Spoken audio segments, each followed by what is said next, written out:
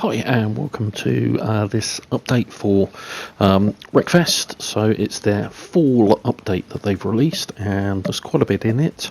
There's a lot of gameplay and balancing issues that have been put in place. I'm not going to focus on those. You can head to the Wreckfest website and get all of that info if you need it. What I'm going to look at is the highlights.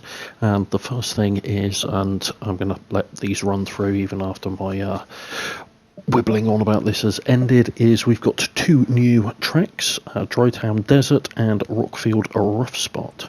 So Drytown Desert is got a nice interesting little runabout. It's a kind of rally cross stroke folk cross track, fairly compact, being perfectly honest. So one of the main things about it is it's better suited, I found, to the B and C class cars. You can take A class there, but it's going to be a bit of a push on there.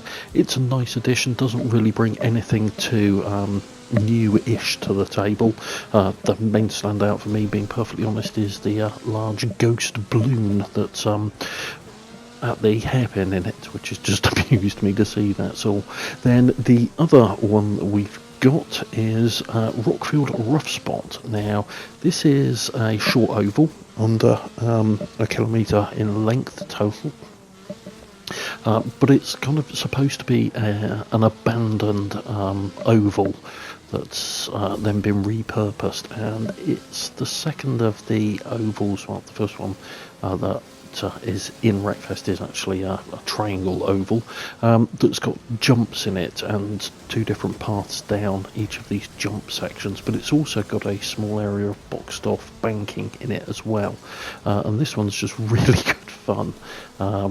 It's quite destructive to the car, just as the previous one was, and the banking section really does bunch people up quite significantly as well. So good fun all said there. So I'm going to leave a full lap and in both gameplay and replay for both of those to be watched. So there you go. What we've also had come through in this is they tweaked the loading times, so they're a little bit better in terms of that. It's still not brilliant, but it's not quite as glacially slow as it was. And then on the PS4 Pro, which is what you're watching footage from here, and on the Xbox One X, it's now rendered in 4K, and then downsampled if you don't have a 4K TV. Unfortunately, there's no option to switch that off back down to 1080p and prioritise frame rate over that, because the frame rate does unfortunately take a little bit of a hit in some of the busy areas, not massively, but personally I'd have liked the option to maximise frame rate rather than the resolution, because that's what I tend to go for when I get given the options. But there we go, that's a quick look at the changes that have come in the fall update and the two new tracks in the fall update for Wreckfest.